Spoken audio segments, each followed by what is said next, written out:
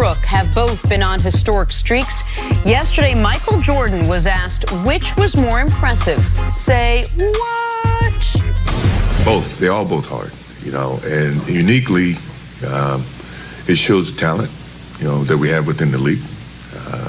It shows still the progression within the league. I'm very proud about what both guys have done because they're making their mark for the league, and I think it really helps the growth of the league, which is harder from a player standpoint. 6 championships by all means. Get in there. That wasn't the question. That's your guy, see? Yeah. Your guy, Mike, bringing himself up when it had nothing to do with the nice question. to promote the league and everything. Nice to promote the league. The league, you know, great, hard, and he's making a mark.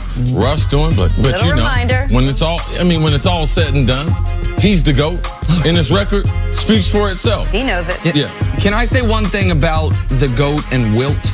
Because Wilt has to do with both these streaks, right? Russ beat Wilt's consecutive triple-double streak. Yes. And the only person who has more consecutive 30-point games than Harden's 30 right now is Wilt. And Harden needs to basically double his streak to beat his.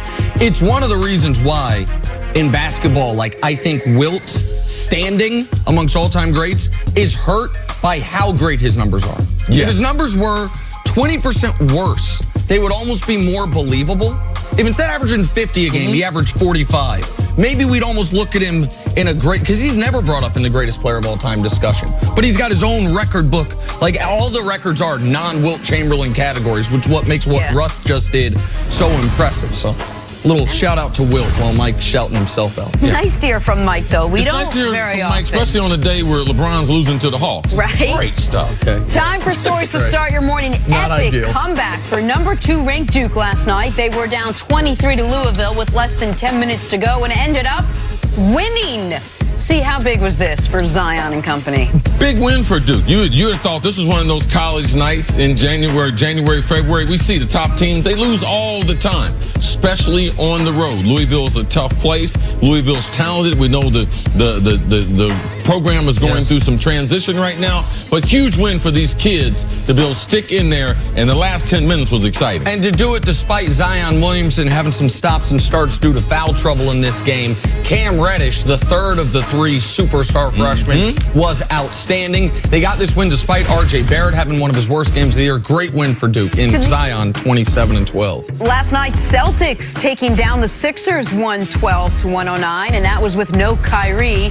Nick, how impressive was the win for Boston? This is a tremendous win for the Boston Celtics, a necessary win after 2 stomach punch losses to the LA teams, blowing 18 and 28-point leads. If you're Philly, though, you've got to be really concerned with the fact that Boston seems to have your number. Philly had been the second best team in the league at home this year, second only to Denver. Boston comes in there without their best player, controls this game. They're up 6 late. It took a Philly flurry to make it as close as it was late, and they get this win. Jenna, outside the obvious as far as Boston and the number that they have against the 76ers, let's talk about Gordon Hayward. Last night, coming off the bench, playing 28 minutes, he was special, shooting the basketball well from deep. And Brad Stevens put him in a position where he was able to make more plays offensively, so you could start to see some of the same sets that they ran were very, very similar to what he did in Utah. So very promising game for him. And hit the biggest shot of the night. Brad Stevens watching our show, taking some Gordon Hayward advice. Moving on to the Lakers, not exactly the best first half of the season for them. There was the LeBron injury, the AD trade that didn't happen, the lack of growth from the young guys, and then last night a loss to one of the worst teams in basketball in the Atlanta Hawks. Lakers are under 500 now and currently sit at the 10th seed in the West. CeCe, how would missing the playoffs impact LeBron James' legacy? Ooh. I mean, I haven't even thought about that. That's a good question. I mean, when LeBron goes somewhere, we know that the best players typically, because it's NBA, they can play 40 minutes, especially in the playoffs. So you get in a stretch drive, they can play, they can dominate both ends of the court. So this is more of a telling sign for an NBA player than it is for an NFL player, say a quarterback. So it would affect him, but it wouldn't be one of those type of things he couldn't recover from, because he's not going to get the blame for it. For one, it would be the first time that we saw some sign of him being human with the injury, missing the 18 games. But a lot of this is going to be on Luke Walton. It's his fault. It's the Lakers' fault, lack of developing these young players, lottery picks that they have on the squad, that they weren't better to support them. It's going to be on, Magic Johnson, Rob Pelinka, what they did this offseason, Lance, Rondo. Those weren't the right moves, JaVale McGee. So it's not going to be on LeBron until after you blame all those other things, because we saw LeBron last May in the NBA Finals.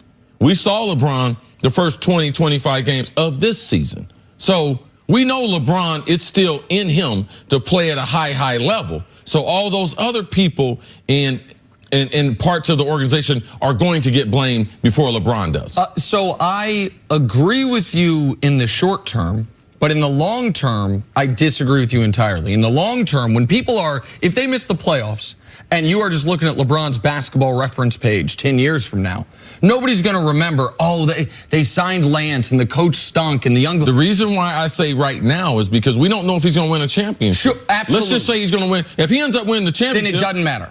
Well, absolutely. So all those other things are going to be the points they're going to be talking about until after LeBron's career is over, or if they would happen to make the playoffs 2 years in a row or miss something the like playoffs, that. right? Yes. And so I think that history makes us lose perspective to a degree on the details. Now, also, this would be a footnote if they do win a title moving forward. But I will tell you, additionally, I think it's going to be harder for them to recruit a free agent if you don't have the Lakers in the playoffs, if they look that far away. Now, the legacy discussion to me is an interesting one, because I don't believe athletes in any sport should ever be able to, barring some horrible scandal, they'd found out they were taking steroids, they go backwards. And by that I mean, you should never have your legacy tarnished by playing more. Like wherever you had LeBron in the Pantheon, if he retired after last year, he shouldn't be penalized if this, do you follow what I'm saying? Like the Brett Favre. Like, do you tarnish Brett Favre for what happened? He sort of petered out at the end and you don't see him as I think continuing to play should always, if not enhance, at the very least shouldn't hurt what your standing is. Like, I don't hold the Wizards years against Jordan. Like, I think that would, if he retired and never came back against the Bulls, he was what he was. You can argue the Wizards years enhanced it a bit because he was 40 years old, averaging 20 points a game. But I don't think it's fair to say a guy was here, and if he had just quit, he would have stayed here. But he kept playing, so now he goes back. What I think is baked in there is was he in his prime? Because one of your arguments with LeBron is, how long his prime has been so much longer than, well, okay. Well, he was in his prime and they lost the playoffs. So that would be huge. It would also be a passing of the torch. He can't be the best player in the world and not be playing in the playoffs. That is correct. That I totally agree with you on. And that's the other reason why this does have a legacy impact, no matter where you have him in the all-time standings, is how long was LeBron holding on to the crown of best player alive? Because each of the last 5 years, at this point, there were people saying it's not him anymore. It was 5 and 4 years ago, Steph Curry was getting it, and then in the playoffs, LeBron took it back. Harden or Russ were in the conversation for it, and then in the playoffs, Kevin Durant was in the conversation for it, LeBron took it back. This year, Giannis is obviously right now playing at a higher level all around than anyone, and Harden's probably going to win the MVP.